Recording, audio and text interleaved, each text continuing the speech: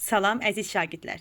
Biz bugün Dövlət İmtahan Mərkəzinin tərtib etdiyi kimya test toplusundan dövri sistem, dövri qanun mövzusuna aid bir neçə suallara baxacağıq. Bu mövzuda ən əsası qrup üzrə yuxarıdan aşağı doğru gəldikcə, dövr üzrə soldan sağa doğru getdikcə hansı xassələr artır, hansı xassələr azalır, hansı xassələr dəyişmir kimi suallara toxunacağıq. Keçək suallarımıza. Demək əziz şagirdlər, 5-ci sualımıza baxırıq. Sualımız belədir. Nüvənin yükü artdıqca dövri sistemdə dövrlər və qruplar üzrə əsas yarımqrup elementlərinin atom radiusu necə dəyişir? Əziz şagirdlər, biz bilməliyik ki, dövr üzrə soldan sağa doğru getdikcə, qrup üzrə yuxarıdan aşağı doğru gəldikcə bəzi xassələr artır, bəzi xassələr azalır, bəzi xassələr isə dəyişmir. Demək, hansı xassələr artır, hansı xassələr azalır? Bu kimi suallara mən cavab verəcəm. Siz də onu qeyd kimi yadınıza saxlayarsınız. Demək, əziz şagirdlər, qrup üzrə yuxarıdan aşağı doğru gəldikcə atomun radiusu, metallıq, əsaslıq, reduks edicilik kimi xassələr artır. Dövr üzrə soldan sağa doğru getdikcə bu xassələr azalır. Əslinə elektrona hərslik, iyonlaşma enerjisi, oksidləşdiricilik, qeyri-metallıq kimi xassələr artır. Biz bilməliyik ki, dövrdə soldan sağa doğru getdikcə bəzi xassələr artır, bu qrupda yuxarıdan aşağı doğru gəldikcə azalır. Yəni onlar bir-birlərinin əksdirlər. Bu xassələr dövr və qrupda bir-birlərinin əks xarakter daşıyır.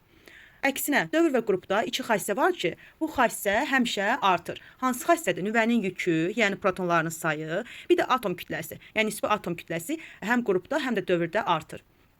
Bir də dövr üzrə soldan sağa doğru getdikcə energetik təbəqələrinin sayı dəyişmir. Qrup üzrə də yuxarıdan aşağı doğru gəldikcə valent elektronların sayı dəyişmir. Çünki dövrdə soldan sağa doğru getdikcə elektron təbəqələrinin sayı eynidir. Yəni bütün elementlər eyni dövrdə yerləşir. Qrupda da yuxarıdan aşağı doğru gəldikcə bütün elementlər eyni qrupda yerləşdiyi üçün onların valent elektronlarının sayı da dəyişmir. Demək, cavabımız azalır, artır.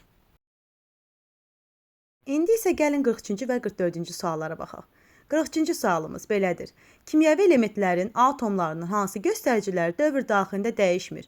Hörmətli şagirdlər, bayaq da qeyd etdiyim kimi, qrup və dövr daxilində elə xassələr var ki, bu xassələr dəyişmir. Gəlin variantlar üzərində fikirlərimizi müzakirə edək. A variantı elektromənfilik. Dövr üzrə soldan sağa doğru elektromənfilik həmişə artır. Yəni bu kəmiyyət artır. Keçirik B variantına. Atomda elektron təbəqələrinin sayı. Bəli, bu kəmiyyət, yəni bu xassə dəyişmir. Çünki bütün elementlər eyni dövrlərdə yerləşir və elektron təbəqələrinin sayı da eynidir. Keçirik C variantına. Xarici elektron təbəqəsindəki elektronların sayı. Bu xassə artır. Çünki elektronların sayı dövr üzrə, yəni soldan sağa doğru getdikcə həmişə artır. Keçirik D variantına. Atom kütləsi. Bayaq da qeyd etmişdim ki, həm qrupda, həm dövrdə atom kütləsi artır. Keçirik Y variantına. Atom radiusu. Radiusda dövr üzrə, yəni dövrdə soldan sağa doğru həmişə azalır. Qrupda artır, dövrdə azalır. Yəni dəyişməyən ancaq atomda elektron təbəqələrinin sayı. B variantıdır. Aha, indi keçirik 44-cü sualımıza. Sualımız belədir. İkinci qrupun əsas yarım qrupunda kimyəvi elementlərin atomlarının hansı göstəriciləri dəyişmir? Əziz şagirdlər, bizə verilib maksimum oksidləşmə dərəcəsi. Bu maksimum oksidləşmə dərəcəsi qrup üzrə dəyişmir. Çünki valent elektronlarının sayı eynidir. Bütün elementlər eyni qrupda yerləşir.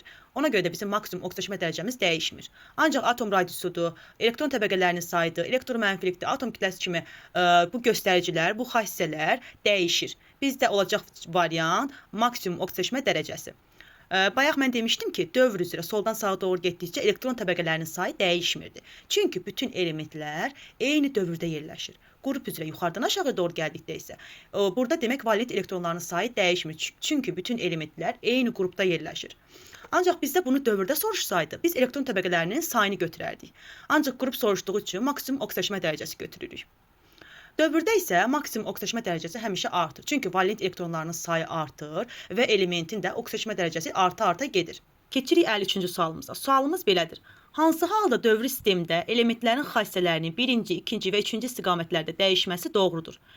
Əziz şagirdlər, bizə dövri sistem verilib. Dövri sistemdə 3 dənə ox verilib. Birinci oxumuz aşağıdan yuxarıya doğru, ikinci oxumuz soldan sağa doğru və üçüncü oxumuz yuxarıdan aşağıya doğru göstərilmişdir. Əziz şagirdlərim, mən bayaq dediyim qeydləri siz yadınıza saxlayıb öyrənsəniz, bu kimi sualları işləmək çox rahat olacaq. Gəlin, biz variantlar üzərində öz fikirlərimizi irəli sürək. Birinci variant, yəni A variantı, ikinci istiqamətdə oksidləşdiricilik azalır. Baxırıq ikinci istiqamətə. Bu istiqamət soldan sağa doğru göstərilib. Dövr üzrə soldan sağa doğru oksidləşdiricilik azalırdı mı? Xeyr, artırdı.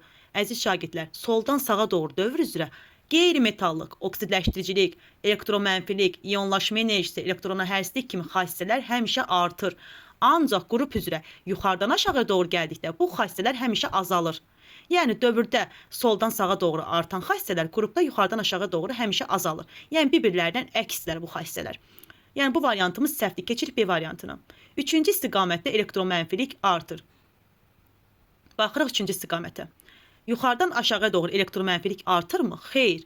Dediyim kimi yuxarıdan aşağı doğru elektromənfilik həmişə azalır. Yəni bu dövrdə göstərilsə düzgün hesab etmiş olardıq. Ancaq qrupda göstərildiyi üçün qrupda yuxarıdan aşağı doğru elektromənfilik kimi xassələr həmişə azalır. Keçirik C variantına. Birinci istiqamətdə metallıq xassəsi azalır. Baxırıq birinci istiqamətə. Aşağıdan yuxarıya doğru metallıq xassəsi azalır. Düzdür. Aşağıdan yuxarıya doğru metallıqdır, əsaslıqdır, reduks edicilikdir. Yəni bu kimi xassələr həmişə aşağıdan yuxarıya doğru azalır, yuxarıdan aşağı doğru artır. Yəni qrupda yuxarıdan aşağı doğru artan xassələr aşağıdan yuxarıya doğru həmişə azalır. Yəni bu variantımız düzgündür. Keçirik D variantına. Birinci istiqamətdə reduks edicilik artır. Baxırıq birinci istiqamətə. Aşağıdan yuxarıya doğru reduks edicilik xeyr, azalır. Əgər yuxarıdan aşağı göstərilsəydi reduks edicilik artar kimi düzgün götürə bilərdik. Keçirik Y variantına. İkinci istiqamətdə radius artır. İkinci istiqamət soldan sağa doğru dövr üzrə radius həmişə azalır. Qrup üzrə isə yuxarıdan aşağı doğru artır. Yəni qrup üzrə yuxarıdan aşağı doğru radiusdur. Metallıqdır, əsaslıqdır, reduks edicilik kimi xassələr həmişə yuxarıdan aşağı artır, aşağıdan yuxarıya azalır. Dövr üzrə də soldan sağa doğru bu xassələr həmişə azalır.